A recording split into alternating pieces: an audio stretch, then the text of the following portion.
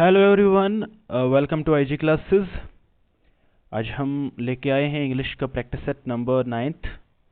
And उस पे जाने से पहले मैं आपको बता दूं, अगर आप हमारा जेकेपी कांस्टेबल का जो कंप्लीट टेस्ट सीरीज़ है वो आप इस जो कोर्स है हमारा इसको ब्राउज करोगे तो वहाँ पे आपको मिल जाएगी। क्लियर। जूनियर असिस्टेंट की बात करूँ तो जूनियर असिस्टेंट का एक कंप्लीट कोर्स जो हमारे ऐप पे अवेलेबल है, almost the whole syllabus is touched. सारी चीज़ें हो चुकी हैं, सारा सिलेबस कवर हो चुका है। So if you wanna take that course, you have to ask me or you have to browse the app. Okay, चलो। So बात करते हैं डियर स्टूडेंट्स आज का practice set number 9th। And ये मैं आपको बताता चलूँ कि इससे पहले हमने अप्रॉक्स जो पूरी जो हमारे पास एक प्लेलिस्ट जो हमने यूट्यूब पे क्रिएट करी है उसमें 25 प्लस जो प्रैक्टिस सेट हैं वो अपलोड हो चुके हैं, जिनमें 8 to 9 जो प्रैक्टिस सेट हैं वो इंग्लिश के हैं और ये आज का 9th है। क्लियर। तो इसके अलावा मैं आपको बताता चलूँ कि आप लोग बहुत अच्छा परफॉर्म कर रहे हैं मॉक वगैरह में, तो उम्मीद रखते हैं कि आने वाले एग्जाम में भी सेम अप्लाई करेंगे। क्लियर। चलो तो आज के क्वेश्चन की ओर बढ़ते हैं। सबसे पहला क्वेश्चन आपके सामने है, इसका आंसर दें मुझे।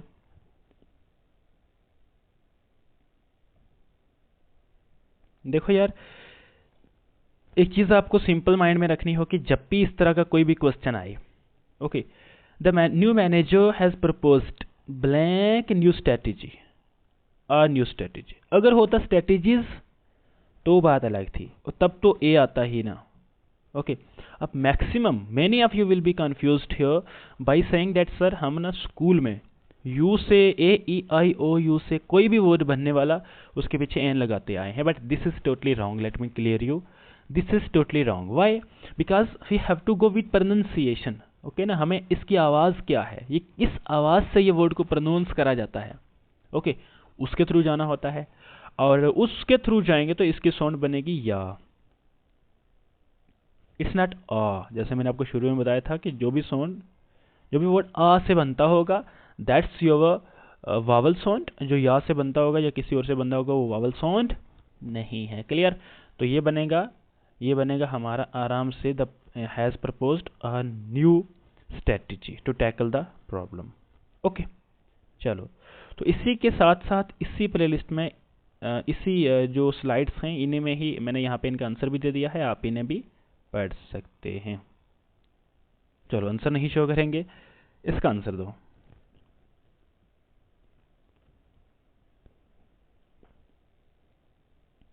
देखो, जब भी आप एडवर्ब में, कुछ स्टूडेंट्स कह रहे थे कि सर एडवर्ब ना बहुत कंफ्यूजिंग हो रहे हैं।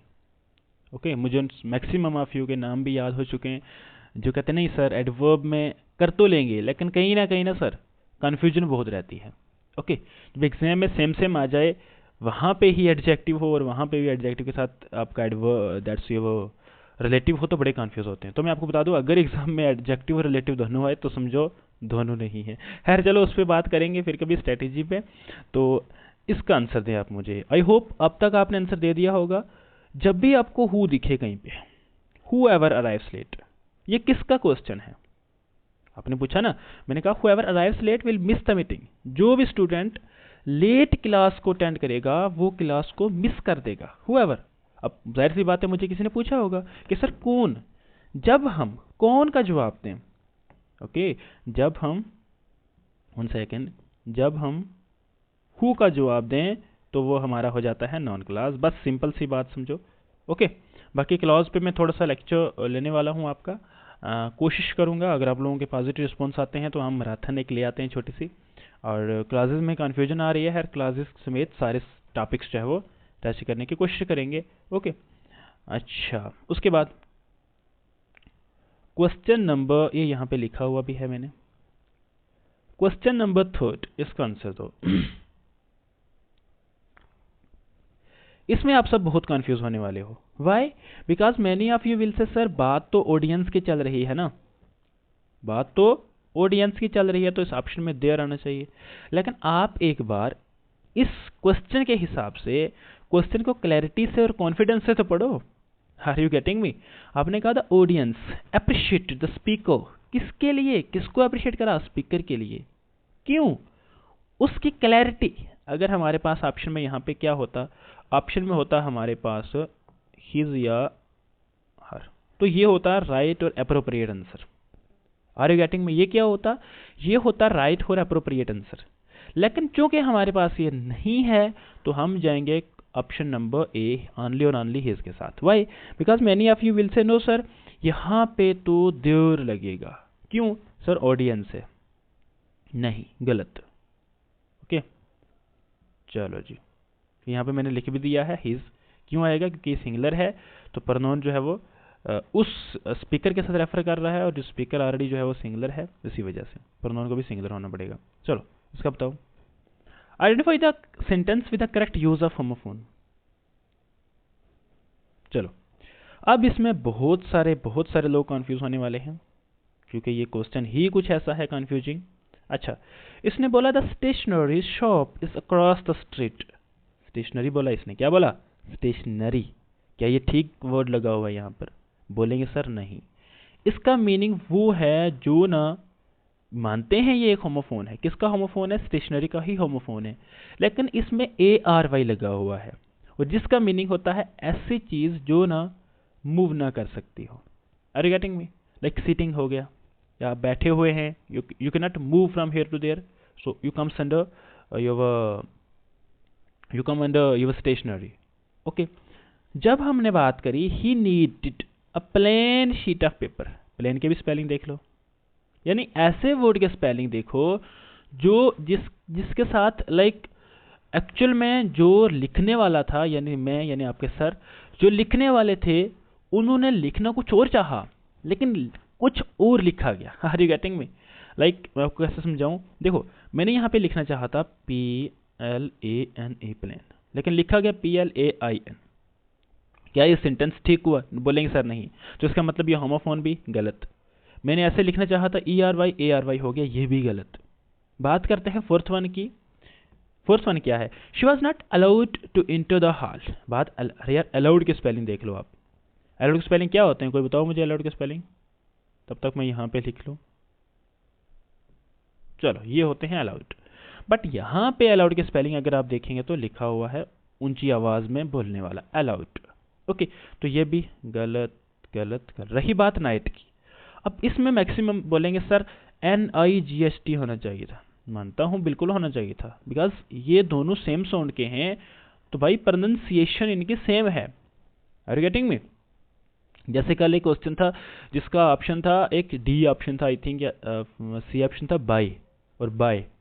वे दो अलग अलग चीजें हैं। अगर आप उनकी प्रोनाउंसिएशन पढ़ोगे ना, bye bye bye bye, by the car, buy of mobile phone, ये अलग अलग प्रोनाउंसिएशन है।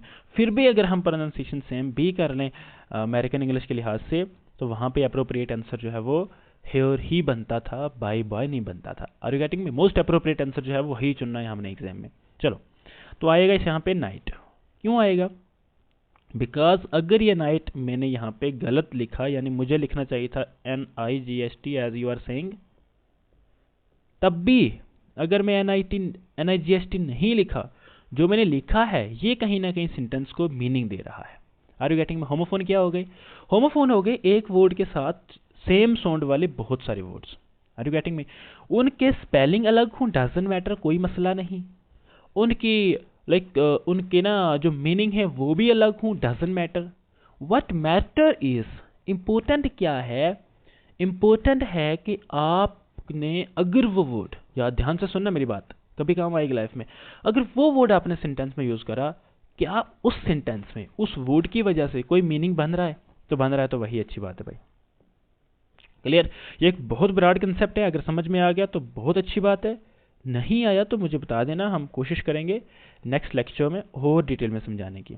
चलो, पूरी नाइट अगर आपने कहीं ग्रेजुएशन में आपने अगर इंग्लिश या मास्टर्स में इंग्लिश पढ़ी है, तो एक कैरेक्टर होता था हमारे, the person who is known as father of English literature, Geoffrey Chaucer के एक ऐसे होता था, Canterbury tales.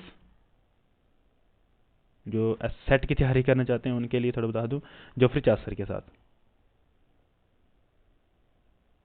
Okay, father of English. तो उनका एक प्ले है कैंटरबरी टेल, तो उसमें ही है ये कैरेक्टर। चलो, वहां से पिकअप करा है। Now many of you will से नहीं सर ये कॉपी है, ओके, चलो कॉपी है तो चलो क्वेश्चन नंबर 5 देखते हैं। Bye the time the train arrives, जिस टाइम ट्रेन आती है, ओके, लाइक आप स्टेशन पे खड़े हैं ऐसे करके मुंह लटकाए हुए, आप वेट कर रहे हैं कि भाई जिस टाइम से ट्रेन आती है तो हम क्या करेंगे, we will have been waiting for an hour. Had been waiting नहीं आएगा यहां पर, ओके, क्योंकि बाय द टाइम जो है वो उसके साथ हमेशा फ्यूचर सेंस लगता है। अगर आपको याद हो, मैंने जो पहले स्टेटमेंट्स लाई थी, by the time she arrives I will have completed my task, okay ना, I shall have completed my task. ऐसे ही अब विल शैल वो तो फ्यूचर परफेक्ट की बात है ये,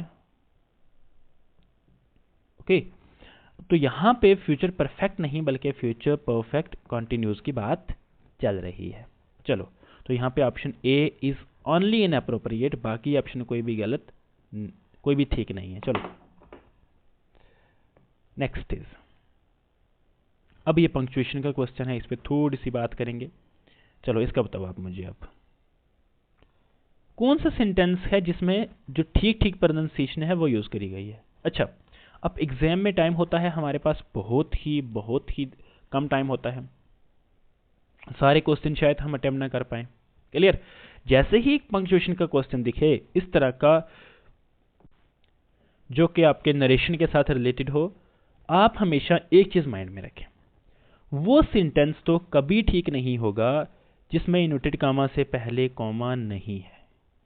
यानी मान के चलो ऑप्शन बी तो गलत है, बच के हमारे पास 3 ऑप्शन। चलो अब सेकंड स्टेटमेंट, सेकंड कंफ्यूजिंग चीज क्या है, I will be there by, by से पहले कोई भी जो है वो कॉमा नहीं लगना चाहिए, तो यानी कि ये भी गलत हो गया, ये भी गलत हो गया। और अब बाई से पहले जहां पे नहीं है तो वो सिर्फ और सिर्फ एक ही क्वेश्चन है, वो सारी स्टेटमेंट है, that is statement number first, और यही हमारा option A will be our right answer. Okay जी, चलो जी, अब बात करते हैं क्वेश्चन नंबर, आज का क्वेश्चन नंबर 7। यार इसके आंसर भी शो हो रहे हैं, क्या करें। चलो इसका आंसर दें आप मुझे, इरेडिकेट का मतलब क्या होता है।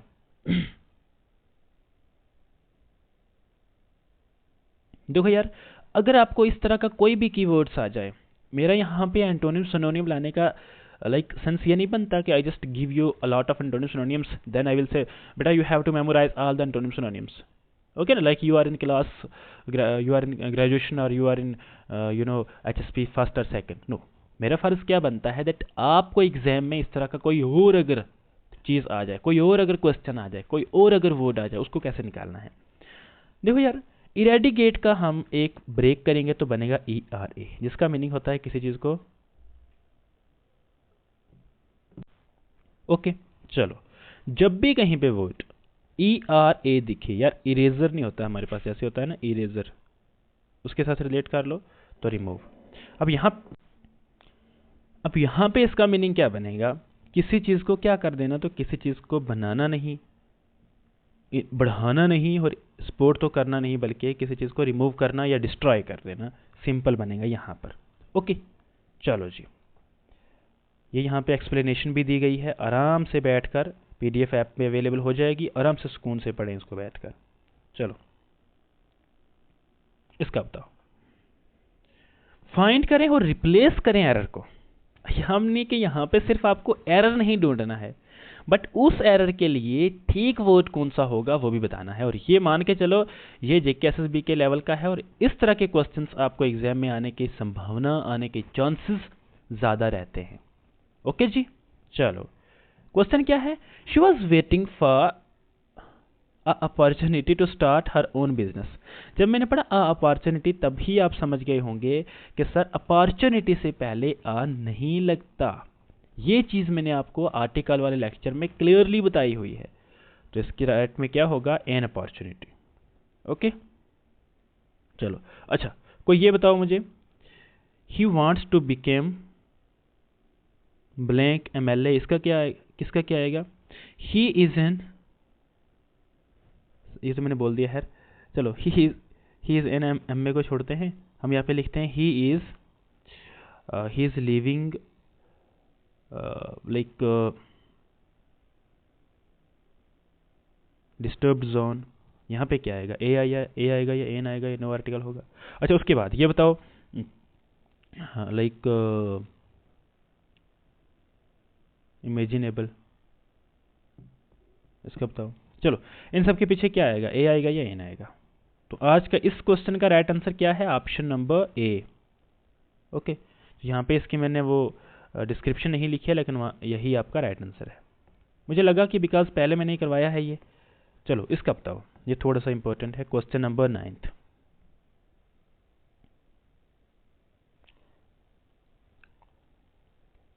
अच्छा, अब मैक्सिमम स्टूडेंट इसको प्रोनाउंस करते वक्त कंफ्यूज होते हैं। याद रखना, कभी भी कोई भी वर्ड CHA से बने वो होता है क्या, OS तो आपको पता है ओज है, तो क्या बनेगा, chaos. Okay, chaos chaos chaos chaos भी पढ़ सकते हो आप इसको। चलो, अगर साइलेंस के सेंस में बनता है कैओस, तो कैओस के सेंस में क्या बनेगा। देखो साइलेंस का मीनिंग क्या होता है, साइलेंस का मीनिंग होता है शांति, सुकून। ओके, नॉइज का मीनिंग होता है इसके अपोजिट, यानी बात किसकी चल रही है यहाँ पे एनालॉजी में, तो बात चल रही है अपोजिट वर्ड्स की। तो कैओस के अपोजिट क्या होगा, कैओस होता है एक्चुअल में लाइक आपके पास बहुत सारी बुक्स हैं और टेबल पे कोई बुक्स आपकी यहाँ पड़ी हुई है, कोई यहाँ पे। ओके, इनके कोई ऑर्डर नहीं है, कोई तरबियत में नहीं है, तो बिगड़ी हुई है। ओके, तो इसका option number A will be the right one. Harmony नहीं होगा, ओके, पीसफुल टर्मलेट कुछ नहीं होगा। चलो ये यहाँ पे लिखा गया है। चलो इसका बताओ आप, ये थोड़ा सा इंटरेस्टिंग है, मुझे लगा कि इसकी ज़रूरत है यहाँ पर, इसीलिए लाया हूँ। चलो आपको करेक्ट स्पेलिंग बताने हैं यहाँ पर। अच्छा, क्या परमिटेड के स्पेलिंग यही होते हैं? अगर ये नहीं होते तो अभी से मुझे कमेंट सेक्शन में परमिटेड के स्पेलिंग लिख के चेक कराओ। 1, एक आपका क्लास वर्क है, सेकंड क्लास वर्क है प्लीजेंट। ओके, ये मैं लिखने लगा था, चलो second class work. Third class work है पंजेंट। चलो इसका मुझे जो ठीक ठीक है वो बताओ। और पंक्चुएशन का मैं बता दूं कि पंक्चुएशन ही जो है वो यहाँ पर राइट ऑप्शन बनेगा। ओके जी, चलिए, और ये question, this is not a joke, ये क्वेश्चन आपके CPO के एग्जाम में आया हुआ था। ये देखो, अगर आपको अब भी एहसास ना हो कि सर जो आपने क्वेश्चंस लाए हैं इनकी कोई वैलिडिटी है, वर्दी हैं, तो that is up to you. चलो जी, अच्छा, इस क्वेश्चन में बच्चों को कंफ्यूजन हो रही थी, मैंने कहा चलो इस क्वेश्चन को हम थोड़ा सा दोबारा से सेम क्वेश्चन लाते हैं और चीजों को क्लियर करने की कोशिश करते हैं। देखो, इसने कहा था match is about to begin since the captain as well as the team are on the field. अब बोलेंगे सर यहाँ पे और नहीं आएगा, तो और नहीं आएगा तो क्या आएगा ये बताओ। एरर है ना, एरर ढूंढना है। चलो देखो, फर्स्ट ऑफ ऑल हमें क्या करना पड़ता है, टीम के साथ तो लगता ही इज है, इतना मैं आपको बता दूं अभी से ही। क्यों, बिकॉज इसके साथ कलेक्टिव नहीं लगता। डन। चलो, अब ये इसके साथ नहीं लगता तो इतना श्योर है कि सर ऑप्शन ए राइट है। लेकिन the question in which many of you had doubt in the last series, what actually was that, okay, what was the confusion in that question, late me clear that. वो question उसमें क्या था कि उसमें हमने जो लाइक पहला subject था उसके साथ नहीं रिलेट करा, तो इसलिए आपको गड़बड़ हो गई क्वेश्चन में। ओके, तो अब क्या करेंगे, उसके साथ उसके हिसाब से, लाइक वहां पे क्वेश्चन था प्लेयर्स वाला, तो प्लेयर्स के साथ इज लगता है या आर लगता है, आप रिलेट कर लें। क्लियर। चलो, बात किस पे हमने, किस पे लाइक किसके साथ रहकर हमने एज वेल एज वाले क्वेश्चन में जाना है। तो एज वेल एज वाले स्टेटमेंट में जो हमारे पास फर्स्ट सब्जेक्ट होता है, ओके, उसके बाद एज वेल एज, उसके बाद जो सेकंड सब्जेक्ट होता है उसको नहीं बल्कि फर्स्ट सब्जेक्ट को ही पिकअप करना है। यहाँ पे फर्स्ट सब्जेक्ट क्या है, तो मैच है, इस वजह से ये जो है वो एक ऐसे करके आप रिलेट कर लें। इस वजह से यहाँ पे इज लिखना था, बल्कि इन्होंने लिखा है आर। ओके, चलो, एक्सप्लेनेशन विद डिटेल एक्सप्लेनेशन दी हुई है, और कौन से एग्जाम में आया हुआ था ये भी देख लो, कौन सी शिफ्ट में आया हुआ था। PY के उठा लो, SSC से जाके ढूंढ लो, सेम क्वेश्चन होगा। अच्छा, थोड़ी सी इंट्रो लिख दी मैंने यहाँ पर। जो भी वर्ड एज वेल एज से रिलेट करते हो, जैसे आपका एज वेल एज के साथ जैसे आपका लाइक हो गया, with, beside, together with, no less than. Okay, इन सब के साथ जो है वो पहले सब्जेक्ट के हिसाब से ही जो राइट आंसर होगा वही लगेगा। ओके, तो एक्चुअल में स्टेटमेंट जो है वो इस तरह की कुछ होनी चाहिए थी। क्वेश्चन नंबर 12, थोड़ा टाइम आज हमने मुझे लगता है ज़्यादा ले लिया। 12th क्वेश्चन है, identify the sentence which is having an error. Okay, चलो बताओ कौन सा एरर वाला सेंटेंस है।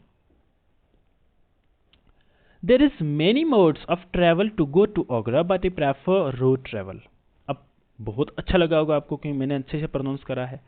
जब आप खुद रीड करेंगे तब आपको इसमें जो डाउट है वो क्लियर हुआ होगा। अच्छा देखो यहां पर देयर इज नहीं आना चाहिए था, बट यहां पे आना चाहिए था देयर आर। ओके, एरर कौन से वाले क्लॉज में है, तो देयर इज मैनी मोड्स नहीं होगा। मोड्स अपने आप में क्या है, अपने आप में प्लूरल है, तो आर यूज होना चाहिए। चलो, ये भी आपके सीजीएल में क्वेश्चन आया हुआ था, और ये इंटरेस्टिंग क्वेश्चन, दिस ना टफ वन, ये इंटरेस्टिंग है और इजी वन है। अच्छा इसका बताओ, ये भी आपके सीजीएल में आया हुआ था ये क्वेश्चन, और एज वेल एज जो आपके जीडी में है वहां पे भी पूछा गया था। चलो इसका बताओ, और आई थिंक जेकेएसएसबी ने भी एक बार रिवाइज तो करा है इसको। भाई अब जेकेएसएसबी उस लेवल की नहीं रही है, आपको क्वेश्चन सीजीएल लेवल के ही। चलो देखो, यहाँ पे क्या ढूंढना है आपने, यहाँ पे आपने ढूंढना है subordinate class. What is the meaning of subordinate class? Actually subordinate होता है ऐसा क्लास जो दूसरे पे डिपेंडेंट हो। ओके, तो यहाँ पे हमें क्लियरली दिख रहा है ऑल्दो ही वाज टायर्ड, ही दूसरे पे डिपेंडेंट है, तो ये अपने आप में एक कंप्लीट सेंस इसके बिना रहकर नहीं देगा। चलो, तो option number A is the right one. Okay, subordinate class क्या होता है उस पे बारे में मैंने थोड़ा बहुत यहाँ पे बताने की कोशिश करी। चलो इसका बताओ आप। इसमें कंफ्यूज होने वाले हैं बहुत सारे स्टूडेंट्स, लेकिन कंफ्यूज होने की बात नहीं है। मैंने आपको हर तरीके के क्वेश्चन यहाँ पे इसलिए कंफ्यूजिंग, इसलिए थोड़े से ट्रिकी लाता हूँ, चैलेंजिंग लाता हूँ, ट्विस्टी लाता हूँ, ताकि एग्जाम में ये चीज़ें आए तो आप उनसे डरे ना, अभी से फेस करने की आदत बना लो। देखो मैंने क्या बोला, everyone in the office has completed, बात किसकी है? सिंगुलर। हिज आना चाहिए सर, बहुत अच्छी बात है, लेकिन हर कहाँ जाएगा, तो इसलिए हिज हर जो है वो अप्रोप्रिएट हो जाएगा।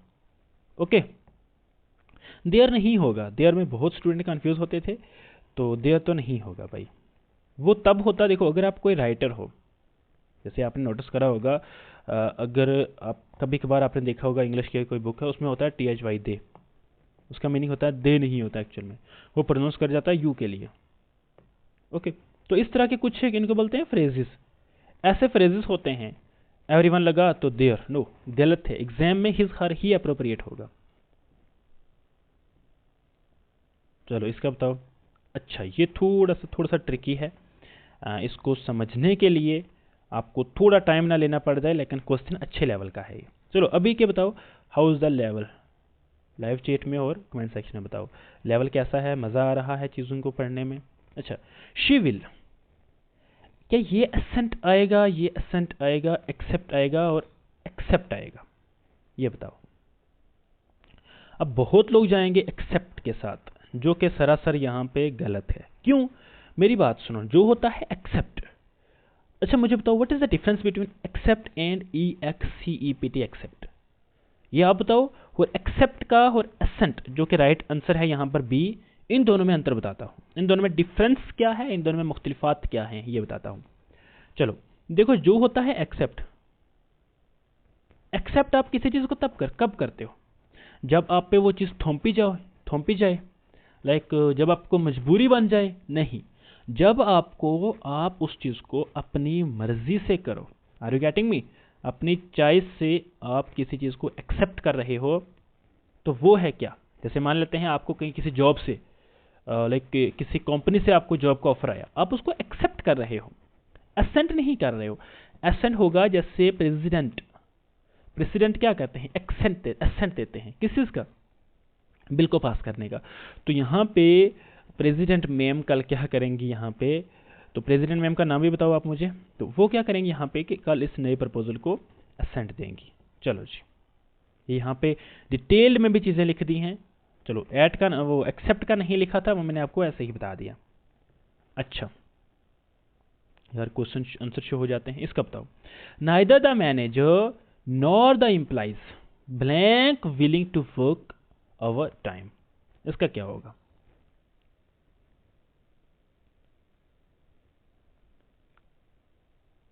अच्छा, अगर आप लोग इज में और आर में कंफ्यूज हो रहे हैं तो अच्छी बात है। वाजवर में तो नहीं होना चाहिए यार। क्यों वाजवर में क्यों नहीं होना चाहिए? Because neither the manager nor the employee willing to work overtime, ये ना प्रेजेंट सेंस शो कर रहा है। चलो, तो इज अप्रोप्रिएट हो सकता था, लेकिन यहां पे क्या है, नाइदर का मैंने क्या बताया था, जो इंप्लाइज होते हैं उसके साथ क्या है वो मैटर करता है, यानी सेकंड में जो सब्जेक्ट होता है। तो इज नहीं होगा, तो are will be the final answer. Clear? चलो जी, तो ये आंसर मैंने यहां पे लिख दिया है। अच्छा, इसका बताओ, fill in the blank with the correct word. I don't know blank of the two books to choose. अच्छा, एक स्टूडेंट का डाउट था कि सर CHOSE में और CHOOSE में क्या डिफरेंस है। देखो, अगर आपने पास्ट में कोई चीज चुनी थी तो ये वाला लगाएंगे, और अभी प्रेजेंट में या फ्यूचर में कोई चीज चुनने वाले हो तो ये चूज लगाओगे। आई डोंट नो क्या, जब आपको पूछता है ना आई डोंट नो, आप बोलेंगे sir I don't know what, अब बहुत अच्छा जाएंगे। लेकिन जब मैंने बोला आफ्टर टू बुक्स में से कौन सी, तो विच। ओके ना? चलो, लेक्चर बहुत लंबा हो रहा है। चलो, choose the synonym of abate. What's meaning of abate?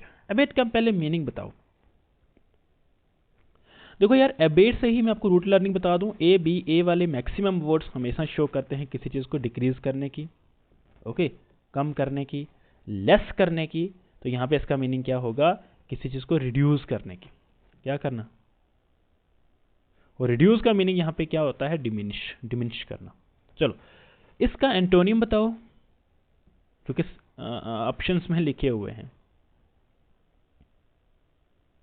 अच्छा, अब क्वेश्चन नंबर 19 बताओ, choose the antonym of spurious. Spurious इसका बताओ। अच्छा, देखो मैं आपको बताता चलूं, स्पोरियस का मीनिंग होता है कोई चीज फेक, ओके ना, कोई चीज गलत, आर्टिफिशियल। क्या यहां पे फेक राइट आंसर होगा? बोलेंगे सर नहीं, फेक नहीं पूछा, सिनोनियम नहीं एंटोनियम पूछा है, यानी कि option A is authentic. Okay, चलो, तो बात करते हैं आज का 20th क्वेश्चन। तो वो है आपका एनालॉगी पे। फ्लोर से अगर हम ब्रेड बनाते हैं तो कॉटन से क्या बनाएंगे? देखो यार, फ्लोर का मीनिंग क्या होता है, और इसका जो होमोफोन्स है वो भी आप मुझे लिखो। चलो, मैं लिखने लगा था लेकिन अब आप लिखो मुझे इसका जो होमोफोन है वो बताओ। अगर फ्लोर से हम बना सकते हैं रोटी, ब्रेड, तो कॉटन से क्या बनाएंगे? तो बहुत सिंपल बात है, कॉटन से हम फैब्रिक बनाएंगे। इस पे ज्यादा डिटेल में चर्चा नहीं होगी। चलो, क्वेश्चन नंबर 21, वो क्या बोलता है कि 21st क्वेश्चन कहता है विच sentence is containing a grammatical error. जैसे आपने पढ़ा एवरीवन ब्लैंक आस्किंग, यार एवरीवन है, हर कोई, ऐसे हम सिंपल में कहते हैं ना हिंदी में, हर कोई आ रहा है, हर कोई आ रहे हैं नहीं होगा ना, हर कोई आ रहा है, हर कोई खा रहा है। ओके, तो एवरीवन के साथ इज लगना चाहिए। इसमें आई होप किसी स्टूडेंट को कोई डाउट नहीं रहा होगा, तो ऑप्शन डी जो है वो हमारा यहाँ पर राइट होगा। क्यों? क्योंकि इसमें बताना था एरर, जो आपने बता दिया ऑप्शन नंबर डी में।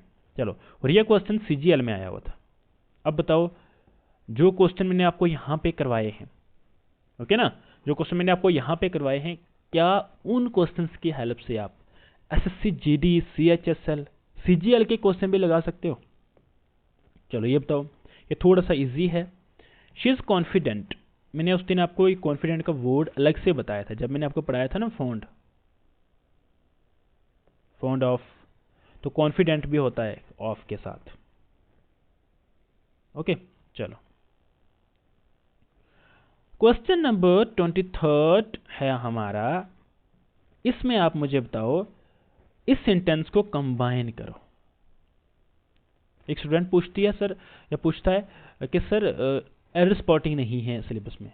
देखो एरर स्पॉटिंग आपको कहाँ से आएंगे, टेंसेस से आएंगे, प्रीपोजिशन से आएंगे, ओके ना। तो इन्हीं चीज़ों से तो आपके जो एरर स्पॉटिंग है वो बनते हैं। एरर स्पॉटिंग का मतलब ये थोड़ी होता है कि आपको सिलेबस में अलग से लिखा जाएगा कि बेटा you have to solve about error spotting. No, question किसी तरीके से भी फ्रेम करा जा सकता है। Are you getting me? He was late. देखो वो लेट था, उसने ट्रेन मिस कर दी। इसका बताओ। देखो एक चीज़ मैं आपको बता दूं, एक चीज़ बहुत ही कीमती चीज़, काम आने वाली चीज़ बता रहा हूं यहाँ पर, उस पर ध्यान देना।